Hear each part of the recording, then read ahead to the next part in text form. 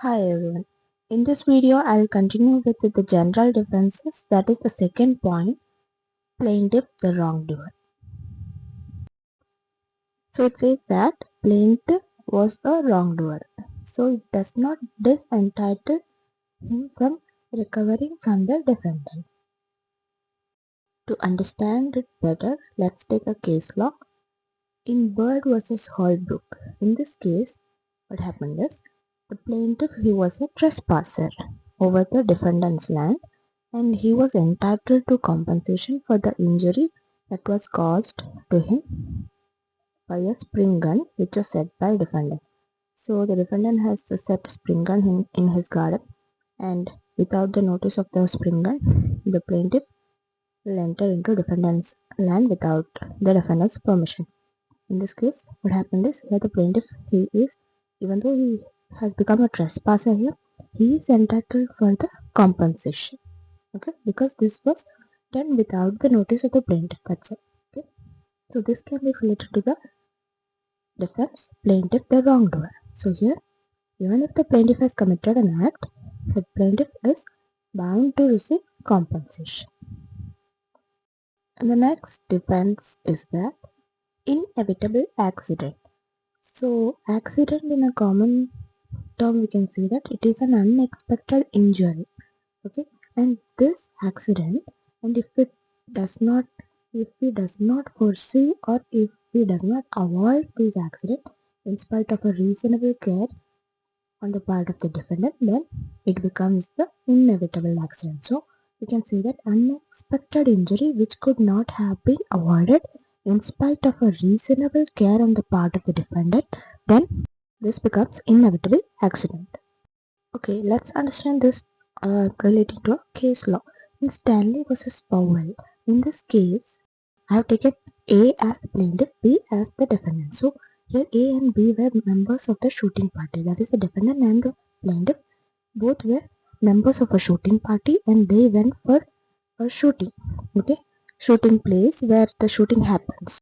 And B, the defendant, what he does is he fired at a peasant and the shot which he fired from the gun, it glanced off an oak tree and it injured a plaintiff here. So in this case, it was held that the injury was accidental and here the defendant was not liable in this case. So he can take the general defense of inevitable accident. Okay. And there are two more cases which you can refer for a detailed understanding of this topic, inevitable accident. There is Holmes versus Mather and Brown versus Kendall. This detailed video I have put in the link I have put in the description, so you can refer that. Okay, the next difference is the act of God. So here there must be two essentials that are needed to be fulfilled to say that this act was or that act has been by the act of God. Okay, so the first is that there must be working of natural forces. And the second is the occurrence must be extraordinary and non-anticipatory. Okay, so let's take the first essential working of natural forces example. So in that, a case like that in Nicholas versus Marshland. In this case, the defendant was not liable because it was act of God. Let's see what was the facts of the case. So here, the defendant created some artificial lakes on his land by uh, and there were also natural streams were formed. Okay, so artificial lakes were there. And what happened is that once there was an extraordinary heavy rainfall which occurred, and this defendant's water, so the water it rushed to the plaintiff's land and it damaged four bridges, and the bridges were washed away due to it, due to the heavy rush of water.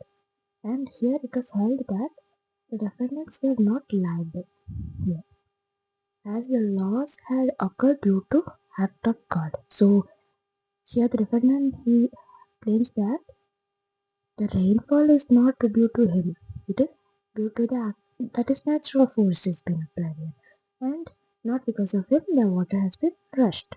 out of its artificial leg. So here the defendant was not liable in this case. That is the working of natural force essential. First essential. The second essential is that occurrence must be extraordinary. So let's see a case law related to this. So the second essential is in the full sentence of a case, the occurrence must be extraordinary and not one which could be anticipated and reasonably guarded against. So let's see a case law which is related to this. Here the defendant was made liable in this case. So how? Let's see. The facts of the case is that the wall of a building collapsed and it caused death of a respondent's two children. And here the Madhya Pradesh High Court held that the defendant, that is the appellant, could not take the defense of act of God.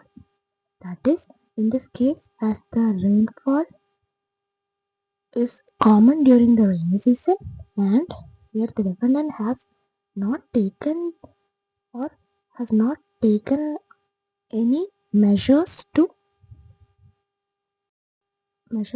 from falling down of the wall. That is, you can say that there was not something which has happened extraordinary. It says that rainfall it happens like usually normally in rainy seasons, but here the defendant or the respondent has not anticipated and guarded against the wall.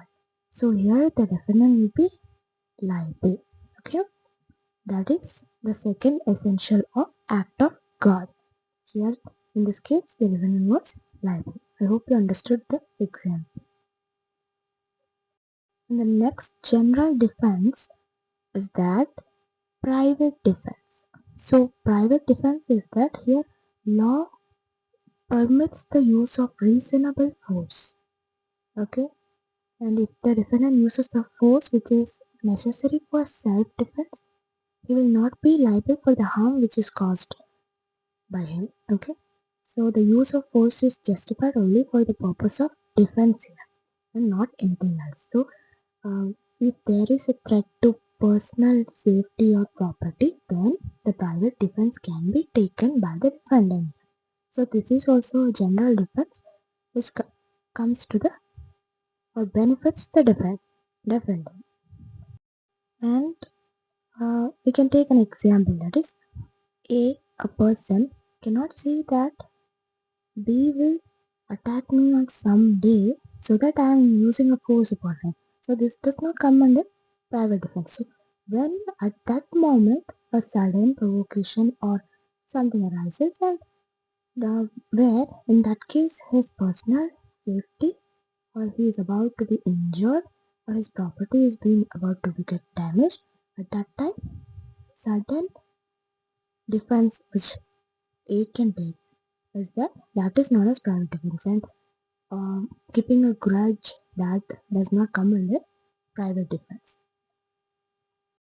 Okay, the next defense is the mistake. So mistake is that whether a fact or law is of no defense, it says. So let's see a case law. So consolidated company versus Curtis. In this case, A will give certain goods to an auctioneer. So this auctioneer, what he does is he believes that A is the owner and will buy those goods.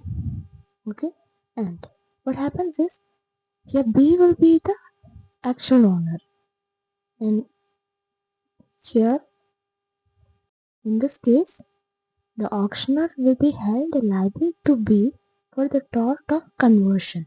So whether of mistake of fact or law, there is no defense. So auctioneer cannot take the defense that A has given me the goods, but the auctioneer will be held liable to B for the tort of conversion here. Okay, that is mistake of fact, whether it is a fact or law is of no defense, it says in tort.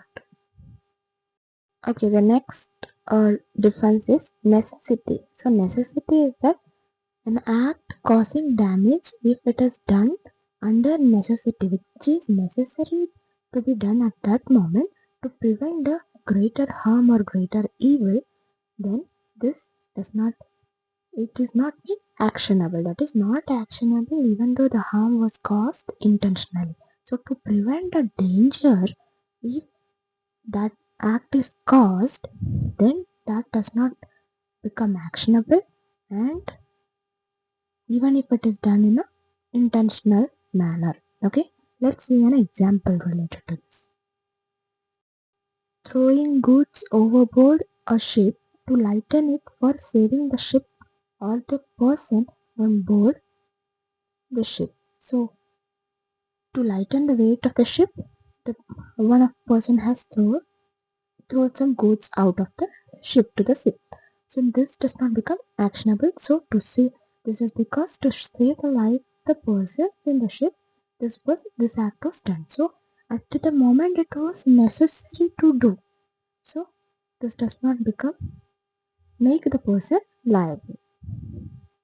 So to understand it in a better way, under different circumstances, I've written some case laws here. Cope versus Sharpe, then Carter versus Thomas, and Kirk versus Gregory. These cases you can refer from the link below. And the last difference, general difference in this chapter is statutory authority. So when an act is done under the authority of an act which is prescribed in an act, okay, it is complete defense. And here the injured party has no remedy here except provided by the statute. If the statute has mentioned that if there is any remedy which is provided to the plaintiff, then that can be done, or else there is no remedy which is provided to the injured party. So let's see an example related to this.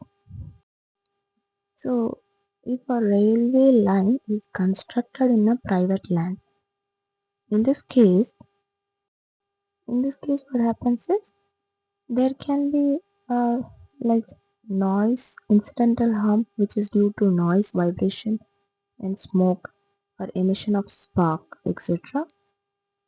due to when the train runs through the private land. But here no action can be taken for the interference with the land or for the incidental harm which has been caused due to construction of the railway line, except payment can be given for, that is compensation. Payment in the way of compensation can be given if it is prescribed in the act. Okay, no action can be taken. So the private land owner cannot say that no, railway line should not pass from my land. That cannot be done. What the government can do is they can relocate the person's land. Okay, but for the smooth flow of the railway services, it was necessary to take that person's land. So therefore, the person can be relocated or given compensation for the same. But if this scenario, if it comes under an act statutory authority, if it is done by a statutory authority which was meant to do, then this becomes a defense for the defendant, that is, which is by statutory authority. Okay, I hope you have understood chapter 2, general defense. So thanks for watching. Subscribe to my channel for more videos.